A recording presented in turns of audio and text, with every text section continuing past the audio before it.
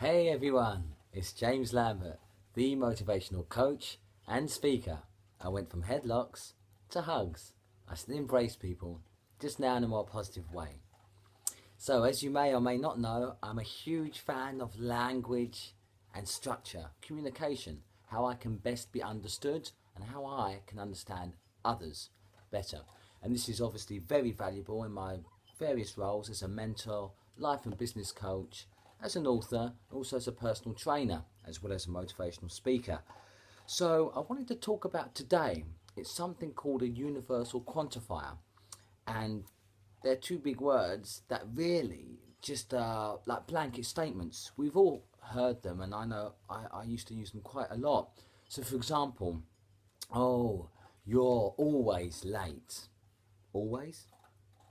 It's not true, is it? And this becomes even more potentially harmful when used about oneself. So you say, oh, it can't be helped, I'm always late. No, well, first of all, it's patently untrue. Say, for example, you're, I don't know, anywhere between 25 and 40. Well, for all of those years, have you been late on every single occasion in those 25 to 40 odd years? Of course not. So you see, it's patently not true. But if we're not careful, we do this. And you see, you think it's very innocuous. You say, well, James, it's only words. But words are extraordinarily powerful. Indeed, I believe they're almost like magic wands where we cast spells over ourselves and others. So words are profoundly powerful. So just watch that always or I'm always, quite harmful.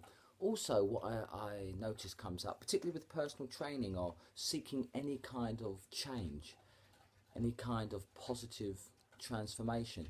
People say, oh, I should do that, I should do this. And Tony Robbins summed it up brilliantly. People should do this and should do that, and they end up shoulding all over themselves. And that's funny, but behind it, there lies a great deal of common sense.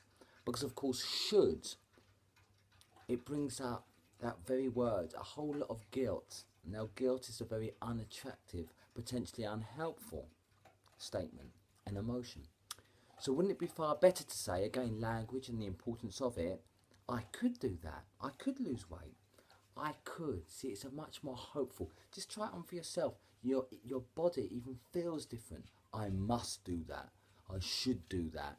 It feels a lot lower vibration energy wise. Whereas if you go, I could do that, or even better, I can do that. Again, will is an interesting one, because if I say I will be motivational, sometimes it's better, particularly if you've got a problem with authority, if somebody else says you will do that. Oh, that feels less empowering, being told what to do. So this is helpful for the way we use language, because sometimes, particularly those of us that are parents, we might quite innocently say to our sons or daughters, you will do your homework.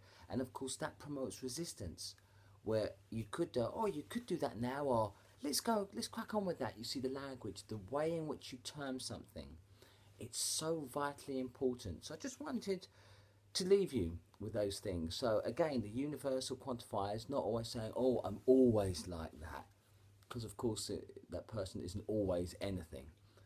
And also the way in which we use language, like I must, I shouldn't, or being told you will do that.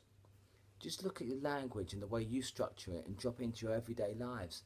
I find it's an endlessly fascinating subject, but I just wanted to leave you with that, if you like, short introduction to language and the way in which we use it every day, that I hope has provided some value to someone out there. So as always, you are unstoppable, and I believe in you.